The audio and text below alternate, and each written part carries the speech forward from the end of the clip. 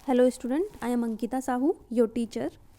तो आपका last topic जो था युवान काल, जिसमें मंगोलों का शासन चल रहा था, वो ख़त्म हो चुका है। अब हम पढ़ेंगे बांस चित्रण के बारे में। तो जो बांस चित्रण है आपका, ये चाइना का प्रिय सब्जेक्ट रहा है, प्रिय विषय रहा है, जिसको लेकर चाइनीज़ कलाकारों ने काम किया है।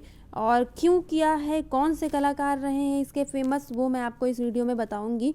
कभी कभी आपका बांस चित्रण के बारे में छोटा जो है टॉपिक लिखने के लिए आ जाता है, क्वेश्चन लिखने के लिए आ जाता है। और बांस चित्रण जो है वो आपको सिर्फ़ और सिर्फ अधिकतम इन्हीं चाइनीज़ कलाकारों के द्वारा बनाया हुआ देखने को मिलता है। और धीरे धीरे ये जो बांस चित्रण है वो और देशों में भी लोकप्रिय हुआ। तो चलिए देखते हैं बांस चित्रण के बारे में। परंपरागत शैली के अनुयायी कलाकारों चित्र साहित्य की स्कूल के प्रिय विषय बांस के चित्रण को भी पुनर्जीवित किया। तो देखिए, जैसे कि पहले की बहुत सारी शैलियाँ चली आ रही थी, बहुत सारे सब्जेक्ट भी चले आ रहे थे परंपरागत, मतलब जो पुराने के थे। और यहीं पे जो कुछ कलाकार थे, उनका प्रिय विषय जो है वो बांस चित्रण का बन गया था और पुनर्जीवित किया।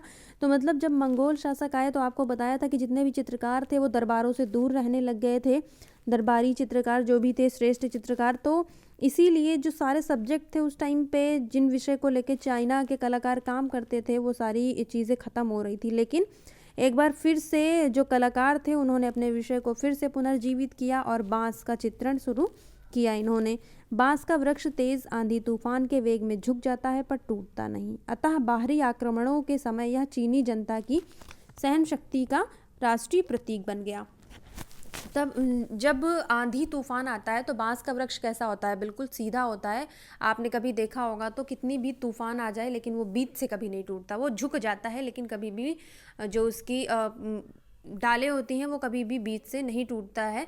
तो बांस का वृक्ष जो है यही बताया है कि तेज़ आंधी तूफान का जब वेग होता है, बहाव होता है हवा का, तो झुक जाता है लेकिन वो टूटता नहीं है। तो इसी प्रकार उससे कंपैरिजन करके चीनी जनता ने अपने बारे में बताया है कि कितना भी बाहरी आक्रमण हो जाए लेकिन जो चीनी जनता है उनकी सहन शक्ति का प्रतीकता के रूप में एक तरीके से बांस चित्रण दिखाया है कि उसी प्रकार चीन की जो जनता है वो शक्तियों के साथ सारे आक्रमण से लड़ने के लिए तैयार रहती है लेकिन झुकती नहीं है।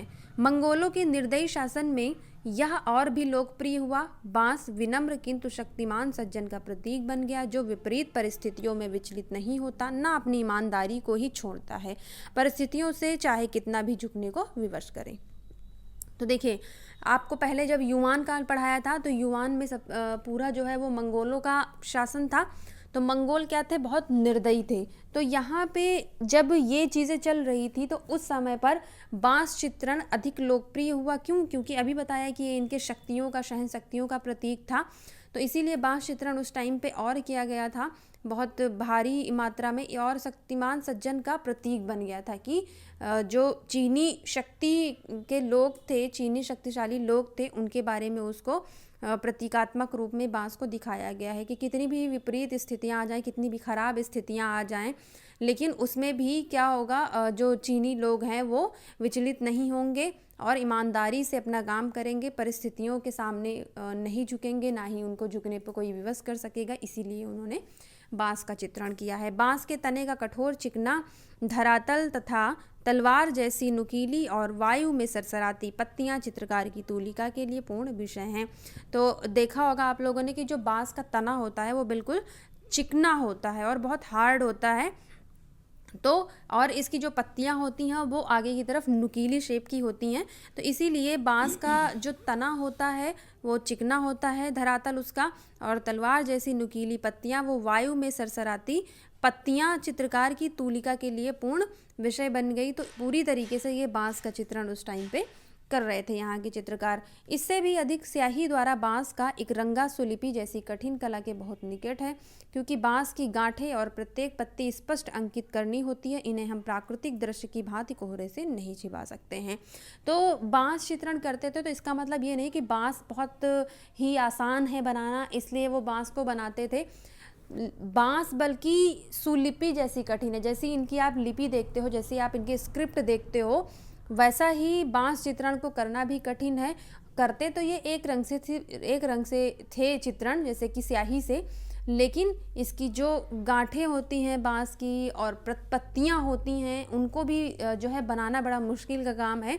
और इसमें बताया गया है प्राकृतिक दृश्य की बात कोहरे से नहीं छिपा सकते। जैसे कि हम लोग लैंडस्केप वगैरह बनाते हैं तो उसको थोड़ा धुंधला कर देते हैं, और धुंधला करने के बाद उसमें ऐसा दिखाते हैं कि वो कोहरे की वजह से छिप गया है पीछे का जो दृश्य था।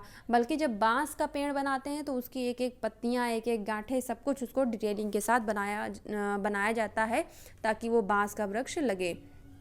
निकट की पत्तियों का गहरा रंग दूरी पर क्रमशः फीका हो जाता है। इसका भी ठीक ठीक निश्चय करना पड़ता है। तनों और पत्तियों तथा वृक्ष और रिक्त स्थान का संतुलन सोच समझकर निर्धारित करना पड़ता है। तो अभी आपको बताया कि बांस का वृक्ष बनाते समय बहुत सारी चीज़ों का ध्यान भी रखना पड़ता है। तो जैसे पर्सपेक्टिव में दिखाना है कि कौन सा आपका वृक्ष आगे है, कौन सा पीछे है। तो जो आगे की तरफ होगा उसको दिखाने के लिए ये गहरे रंगों का यूज़ करते हैं, और जो दूर की तरफ होगा उसको फीके रंग से दिखाते हैं।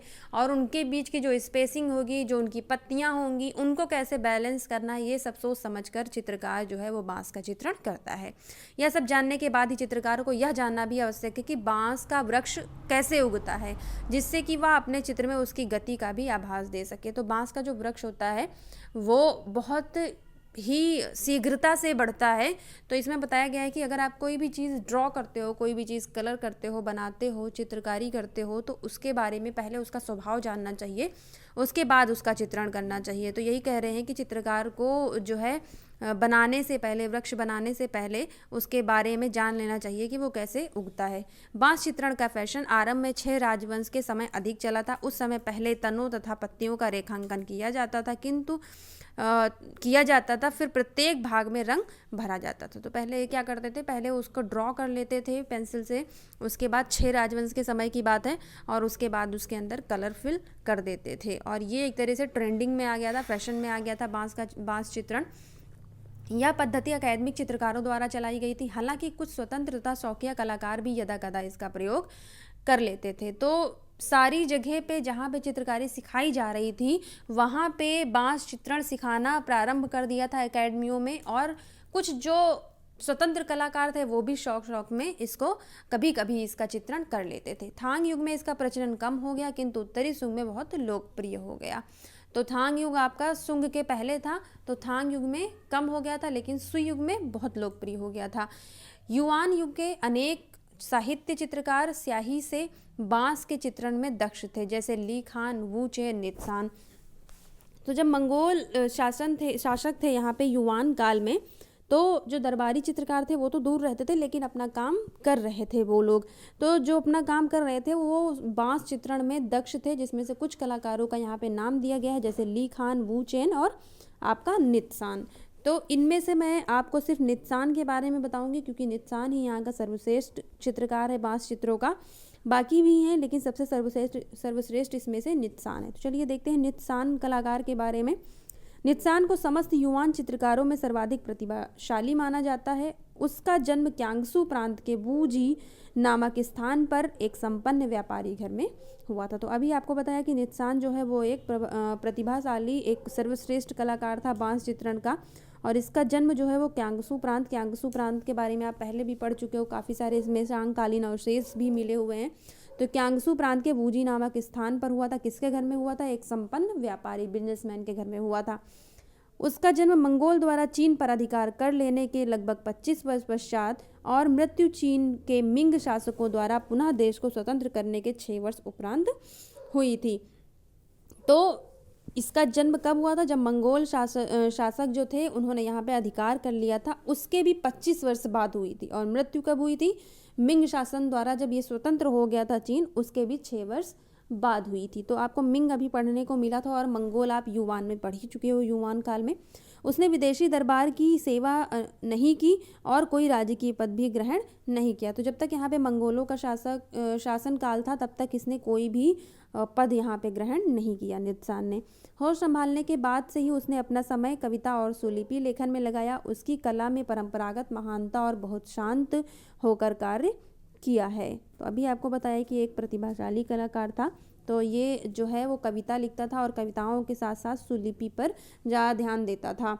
चित्रों का संयोजन सरल है, जैसे किसी पहाड़ी पर कुछ पत्रहीन वृक्ष, जल के ऊपर कुछ पहाड़ियाँ, सरल और बिखरी आकृतियाँ, सूखी स्याही से लगभग एक जैसा भूरा प्रभाव, कहीं कहीं एकदम गहरी स्याही के आड़े तूली का स्पर्श बनाए गए हैं। तो देखिए जो चित्र बनाता था ये, जो उसको कंपोज करता था, तो वो उसमें बहुत ज़्यादा ऐसे कुछ मानव आकृतियाँ या कुछ भीड़ भाड़ जैसा नहीं दिखाया, बहुत सरल आकृतियाँ बनाता था ये, जैसे पहाड़ियों पर कुछ पत्ते जिसमें ना हो वैसा वृक्ष, पत्रहीन वृक्ष, और जल के ऊपर कुछ पहाड़ियाँ, सरल और बिखरी आकृतियाँ भी हैं इसमें, और एक ही प्रकार का पूरी चित्र में प्रभाव होता था और एक ही कलर को यूज़ करता था, वो काली स्याही।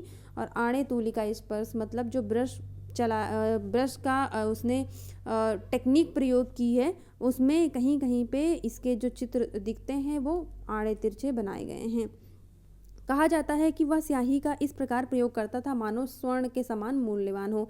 तो अभी आपने पढ़ा कि इसने एक ही प्रभाव पूरे में दिया है और आड़े तिरछे कहीं पे प्रयोग किया है, तो मतलब ये जो है स्याही का जब प्रयोग करता था बहुत सोच समझ कर करता था। और क्यों? क्योंकि इसका मानना था कि जो स्याही है वो स्वर्ण के समान मूल्यवान है। इस तरीके से उसने जो है स्याही का प्रयोग किया है। और नित्सान ने अधिकांश कार्य कागज़ पर किया है और एक ही रंग की स्याही से किया है और बहुत गहरे आघात नहीं हैं, तो इसीलिए इसको कहा गया है कि थोड़ा मतलब स्याही का कम प्रयोग किया है इसने, इसीलिए ऐसा माना जाता है कि जैसे सोने के समान उसके लिए महंगी होगी, इसीलिए उसने स्याही का कम प्रयोग हुआ है। तो ये आपका नित्सान ख़त्म हुआ और आपका बाँस चित्रण भी ख़त्म हुआ यहाँ से। तो आपका नेक्स्ट टॉपिक नेक्स्ट वीडियो में भेजा जाएगा, मिंग काल है इसके बाद।